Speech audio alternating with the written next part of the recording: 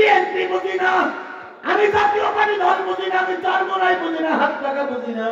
আমি বুঝি যেই দলে আলেম ওলামা বেশি, নামাজি লোক বেশি, ওই দলটা আল্লাহর জান্নাতি দল।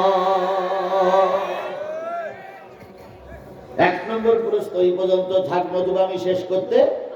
তাহলে এক নম্বর কথোপকথন হচ্ছে তোরা কারা? ওরা বললো আমরা কি বেনামাজি। এবার জান্নাতি মানুষ,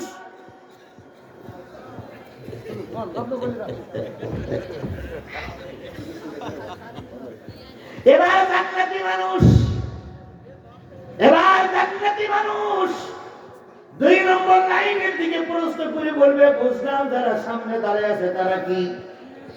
এই কথা বলেন, তারা কি বেনামাজি? তারা কি? এবার দুই নম্বর লাইনে তোরা কারা দাঁড়িয়ে আছে একটু বলতো দেখি, তোরা কারা? এবার দেখেন উত্তর দিচ্ছে, আল্লাহ বলতেছেন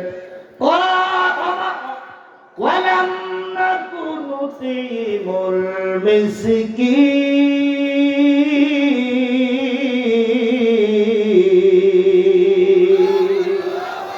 আমরা যারা দুই নম্বর লাইনে দাঁড়াই আছি জাহান্নামে যাওয়ার জন্য, জাহান্নামের ফেরেশতা আমাদের ডাকতেছে আর আপনারা আমাদের কাছে প্রশ্ন করতেছে, আমরা যারা দুই নম্বর লাইনে দাঁড়াই আছি সবাই আমরা গরিবের মাল খাওয়া পাটি, আমরা সবাই সাদাবাস।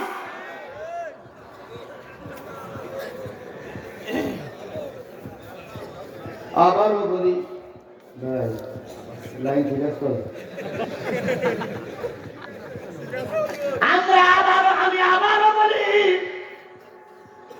যদি মনে করেন জিহাদের আলোচনা ভুল তথ্য পরিবেশন হচ্ছে, আলেমকে কোরআন শরীফ নিয়ে মঞ্চে পাঠান, আমার ভুল কে ধরুক? এই জোরে বলেন, আমার ভুল কে ধরুক? আলেমে ধরুক। আপনি এশার নামাজ পড়েন নাই, সারাদিন বুঝতে পারি নেন, এপাশে একবারই ওপাশে একবারই বলে ঢং ঢং করে উঠে আইছেন। আপনি কোন রকম কায়দা কারণ করে টুপি এক কান মাথায় দিয়ে মাহফিল শুনতে আসছেন। আমি আপনার লোকমা গ্রহণ করব না, লোকমা দেবেন তিনি যিনি কোরআন হাদিস বোঝে। ওয়াজ হচ্ছে না ওরে আমার তুনা ভাই, ওয়াজ হচ্ছে না তো তুমি ওয়াজ করো, আমরা শুনি। বড্ড কাটি দিদি বলো লোকে, গোটা বাংলাদেশে ওয়াজ করে বেড়াচ্ছি, গোটা বাংলাদেশে ওয়াজ করে এবার একটা ধারণা আমার মেসেজের ভিতরে আসছে, বলবো? যদি সব কিছু ঠিক থাকে আর নির্ধারিত সময়ে যদি আল্লাহ পাক আমাদের অন্ধকার ঘরে থেকে সাপোর্ট মারার সুযোগ করে দেয়, আগামী দেশ হবে কোরআনের দেশ, আগামী দেশ হবে কোরআনের দেশ, আগামী দেশ হবে কোরআনের দেশ। হাজারো চেষ্টা করে বাধা দিয়ে বনাই রাখতে পারবা না, পারবা না, পারবা না। ভাও বকাঝকা করে লাভ নাই। আপনারা বলেন আমরা যদি যাই তাহলে আমরা মদিনার সনদ দিয়ে দেশ চালাবো, তাই বলে না ভাই? তাই বলে না? আমরা কলা গাছের সনদ চাই না, আমরা কিসের সনদ চাই? এ কথা হযরত শেখ হাসিনা রহমাতুল্লাহ আলাইহি বলেছিলেন। বলেন বলেন উনি ক্ষমতায় গিয়ে বলেছিলেন আমি মদিনার সনদ দিয়ে দেশ চালাতে চাই। আমরা মনে করলাম বোধ আল্লাহর হেদায়েত দেশে 6 মার্চ দিন দেখলাম মদিনার সনদ আর কোন জায়গায়, দেখলাম মোদির সনদ দিয়ে দেশ চালাচ্ছে। উনি মদিনার সনদ চালাননি, উনি কিসের সনদে দেশ চালাইছিলেন? যারা বলেন উনি মদিনার সনদ চালাইছিলেন না মোদির সনদে দেশ চালাইছিলেন? আপনারা মদিনার সনদ দিয়ে দেশ চালান, আমরা আপনাদের সাধুবাদ জানাবো, স্যালুট জানাবো, কিন্তু মদিনার সনদ দিয়ে দিতে গিয়ে যেন আবার মোদির সনদ বাংলাদেশে চালু না হয়।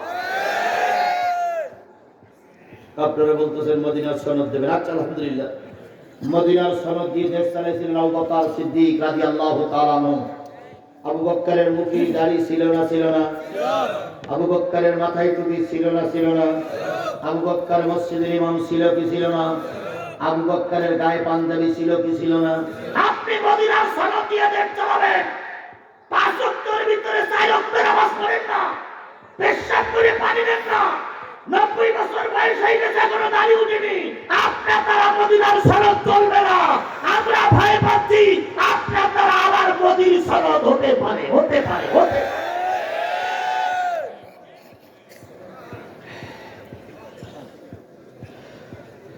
হক কথায় কি বললেন আপনি? হক কথায় কি হয়ে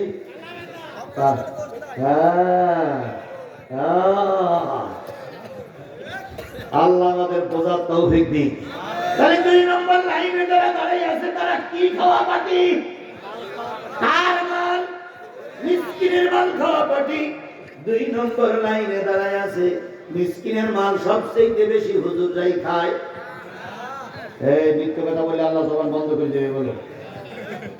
মিসকিনের মাল সবচেয়ে বেশি হুজুররা খায়, জোরে বলেন খায়। যদি মিসকিনের মাল হুজুররা খায়, হুজুররা জাহান্নামী। মান তাসাব্বা বিকওমিন ফাহুয়া মিনহু। যেই দলের সঙ্গে যেই দলের সঙ্গে ওঠা বসা চলবে, আপনি যেই দলের সঙ্গে থাকবেন ওই দল যেখানে যাবে কিয়ামতের দিন আপনি সেখানে যাবেন।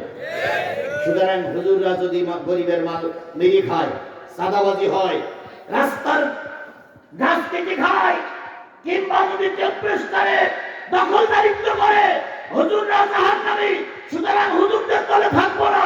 এছাড়া অন্য কোন দল যদি টেন্ডারবাজি করে, রাস্তায় চাঁদাবাজি করে, আল্লাহর ভাষায় ওরা জাহান্নামী। আমার জীবনে এক ফোঁটা রক্ত থাকা অবস্থায় জাহান্নামী দলে থাকবো না, থাকবো না, থাকবো না। তাহলে থাকতে হবে কোন দলে? কারা কারা কোরআনের দলে থাকতে রাজি আছেন? একটু হাত উঁচু করে দেখান তো। কারা কারা কোরআনের দলে থাকতে রাজি আছেন? আল্লাহ আল্লাহ হাতগুলোরে কবুল করে নাও। আল্লাহ হাতগুলোরে কবুল করে নাও। আল্লাহ হাতগুলোরে কবুল করে নাও। নারে তাকবীর, লিল্লাহি তাকবীর। আল্লাহ রাসূলকে মিসকিনের মাল খেয়েছিলেন না মিসকিনের বুঝাই দিয়েছিলেন? ও ভাই, 54টা বছর আমাদের স্বাধীন হয়েছে। কয় বছর? 54 বছর আমরা অনেক কিছু দেখলাম, কিন্তু একটা বারের জন্য আমরা কোরআন দিয়ে দেশ চালানোটা দেখিনি। এখন যদি একটা বার যদি কোরআন দিয়ে দেশ চলে, দেশে শান্তি আসতে পারে কি পারে না? তাহলে আমরা কি একটা বারের জন্য কোরআন দিয়ে দেশ চলুক এটা কি চাই না? এই কথা বলেন, এটা কি চাই না? তাহলে আল্লাহ বলতেছে মিসকিনের মাল যারা খাবে তারা যদি জাহান্নামে যায়, তাহলে আপনারা মিসকিনের মাল খাওয়ার পার্টির পক্ষে থাকবেন না বিপক্ষে থাকবেন? সিদ্ধান্ত আপনাদের। এবার 3 নম্বর লাইনটা খুবই ভয়াবহ। ভাই ভাই, মুরব্বি মুরব্বি মুরব্বি,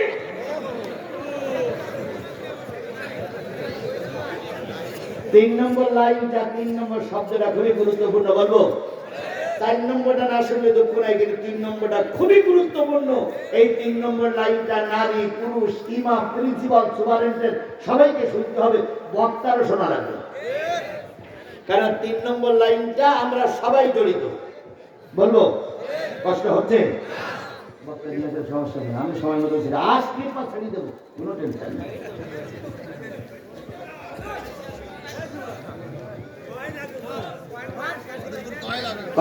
কয় শ্রেণীর মানুষ জাহান্নামের সামনে দাঁড়ায় আছে? বলেছি কয়টা? আর 2টো বাকি আছে। বলবো? বলতে আরো 15 মিনিট। তাহলে হুজুর আর 15 মিনিট পরে নিয়ে আসেন। তাহলে আমি 15 মিনিট পরে উঠিলাম, 15 মিনিট পরে নিয়ে আসেন। আমি উঠেছিলাম 11টায় 15, বক্তা আসবে 1টায় 15। কথা ক্লিয়ার? তাহলে আমার 2 ঘন্টা আদায় হবে, উনিও আদায় করবে 2 ঘন্টা। আমার বন্ধুগণ, 3 নম্বরে ওয়াকুন্না নাখুদু মাআল খাইদিন।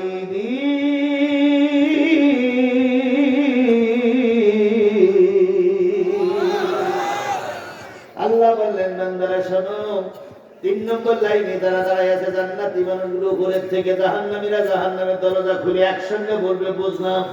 প্রথম লাইনে যারা দাঁড়ায় আছে তারা কি? 2 নম্বর লাইনে দাঁড়ায় আছে তারা কি?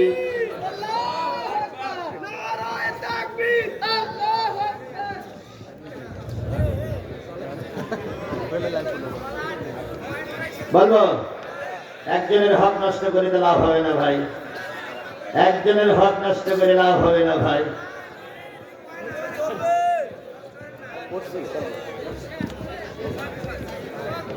জান্নাতে আমি একা যাব না তো ভাই, তোমাকেও জান্নাতে সাথে নিতে চাই।